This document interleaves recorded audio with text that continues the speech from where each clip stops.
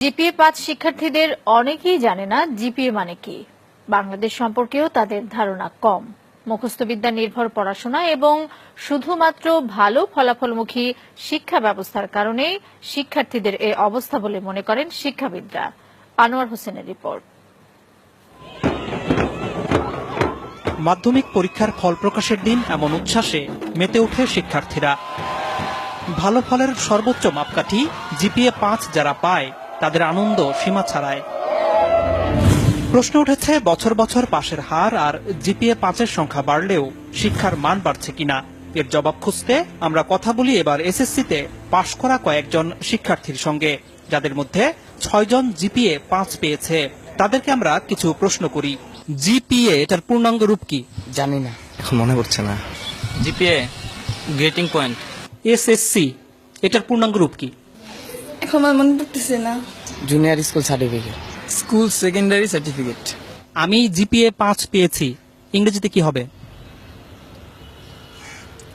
I am GPA 5. I give a GPA 5. I get GPA 5. I will.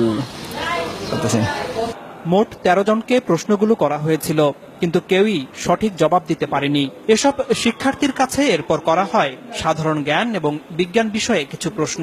পাঠ্য বইতে বিভিন্ন সময় পড়লেও খুব কম প্রশ্নেরই সঠিক উত্তর দিতে পারে তারা। শহীদ মিনার কোথায়? সরি জানি না। অপারেশন সার্চলাইট এটা কি? অপারেশন সার্চলাইট জানি না। অপারেশন করার সময় যে লাইটটা জ্বালা ওইটা হয়তো জানি, কিন্তু তার বেশি কিছু জানি না। 25শে মার্চ কাল রাতে পাকিস্তানি হানাদার বাহিনী যে প্ল্যানিং করে আমাদের দেশে হঠাৎ আক্রমণ করে, ওইটাকে অপারেশন সার্চলাইট বলা হয়। শহীদ বুদ্ধিজীবী দিবস কবে? শহীদ বুদ্ধি দিবস জানি না। 17 আগস্ট। 10 ডিসেম্বর। আন্তর্জাতিক মাতৃভাষা দিবস কবে? জানি না। স্বাধীনতা দিবস কত তারিখে? স্বাধীনতা দিবস 16 ডিসেম্বর। বিজয় দিবস কবে? বিজয় দিবস হচ্ছে 26শে ডিসেম্বর। জাতীয় স্মৃতিসৌধ কোথায়? জাতীয় স্মৃতিসৌধ হচ্ছে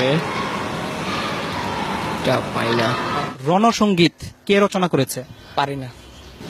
রবীন্দ্রনাথ ঠাকুর। বাংলাদেশের জাতীয় সঙ্গীতের রচয়িতা কে? কাজী নজরুল ইসলাম। মাউন্ট এভারেস্ট কোথায়? ইংল্যান্ড। তুমি সায়েন্সে পড়েছ। পিথাগোরাস কে? একজন ঔপন্যাসিক। নিউটন কোন তত্ত্বের জন্য বিখ্যাত? জানি না। আইনস্টাইনের কোন তত্ত্ব কি তোমাদের পড়িয়েছে? আইনস্টাইন না, নিউটনের পড়ছি, কিন্তু আইনস্টাইনের পড়ি নাই। নিউটনের তত্ত্বটা কি, নাম কি? গাছ থেকে মানে আপেল পড়ার যেই তত্ত্বটার নাম কি? নামটা মনে নেই। বাংলাদেশের বর্তমান রাষ্ট্রপতির নাম কি?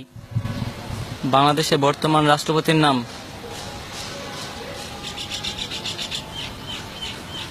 জানি না। রাষ্ট্রপতির নাম হচ্ছে মুক্তিযুদ্ধের সময় বাংলাদেশকে কয়টি সেক্টরে ভাগ করা হয়েছিল? 9টি। নেপালের রাজধানী কোথায়? নেপসুন। তুমি তো কম্পিউটার ব্যবহার করো।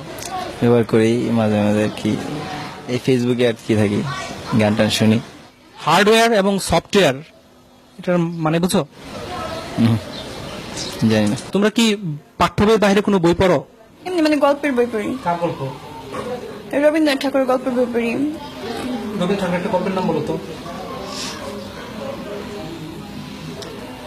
শিক্ষাবিদরা বলছেন জিপিএ-৫ পেয়ে ভালো শিক্ষার্থীর তকমা নিলেও জ্ঞান অর্জনের দিক থেকে পিছিয়ে আছে তারা। আমরা দেখি বিশ্ববিদ্যালয়ে ভর্তি পরীক্ষায় জিপিএ-৫ তারা পাস পর্যন্ত করতে পারে না। তার মানে যারা জিপিএ-৫ পেয়েছে তারা যেটা শেখার কথা সেটা শিখে নাই। তার মানে হচ্ছে কি এই জিপিএ-৫টা সত্যিকার জিপিএ-৫ না, তাদের হাতে জিপিএ-৫টা তুলে দেওয়া হচ্ছে। এখন শিক্ষার গুণগত মানটা যদি বাড়ানো না হয়, তাহলে শুধুমাত্র সংখ্যা দিয়ে আসলে কোনো লাভ হবে না। এদিকে শিক্ষার্থীরাই জানালো কেন তারা এসব প্রশ্নের উত্তর দিতে পারছে না। প্রথম কথা হলো আমি সংবাদ বেশি দেখি না, নিউজ পেপার পড়ি না। পাঠ্য বইয়ে যে সিলেবাসটা দেওয়া আছে ওই সিলেবাসের মধ্যেই সবসময় সীমাবদ্ধ থাকো। ওগুলো সায়েন্সের সাবজেক্টগুলো একটু বাইরে পড়ি, কিন্তু বাংলা সমাজ এগুলো নিয়ে আমার বেশি ঘাটতে আর কি, বেশি পড়ি না। তবে শিক্ষাবিদরা মনে করেন দেশের সাহিত্য ইতিহাস সম্পর্কেও জ্ঞান থাকতে হবে শিক্ষার্থীদের। বিজ্ঞান বাণিজ্য মানবিক বিভাগের মধ্যে তো আলাদা করা যাবে না। এটা এই দেশের যদি নাগরিক হিসাবে তারা বড় হয়, তাহলে তো এগুলো জানতে হবে। কোথায় শহীদ মিনার, কেন শহীদ মিনার, কোথায় স্মৃতিস্তম্ভ, কাদের স্মৃতিতে স্তম্ভ, এগুলো তো জানতে হবে। এটা না জেনে কি করে? তারা বলছে তাদের বাংলা সাহিত্যের ব্যাপারে, ইতিহাসের ব্যাপারে আগ্রহ নেই, মানে এটা আসলে তাহলে মানে তারা কি পূর্ণাঙ্গ শিক্ষা পাচ্ছে? না, একেবারেই না, একেবারেই না। শিক্ষা সংশ্লিষ্টরা বলছেন শিক্ষার্থীরা মুখস্থ বিদ্যা নির্ভর হয়ে যাওয়ায় তাদের এমন দশা। বছরের প্রথম থেকেই যদি তারা কোচিং মুখী হয়ে তারা শুধুমাত্র চ্যাপ্টারগুলি মানে সামারাইজ করে ছোটভাবে ওইভাবে শেখানো হয় নাম্বারের দিকে তাকিয়ে, তাহলে তার জ্ঞান তো বাড়ছে না, মেধাও বাড়ছে না। আমি বলবো যে মেধার অপচয় হচ্ছে। এর প্রভাব পড়েছে চাকরি ক্ষেত্রেও। চাকরিদাতাদের অভিজ্ঞতা বলছে যেসব শিক্ষার্থী ভালো ফলাফল করেছে তাদের একটি বড় অংশই ইন্টারভিউ বোর্ডে ভালো করছে না।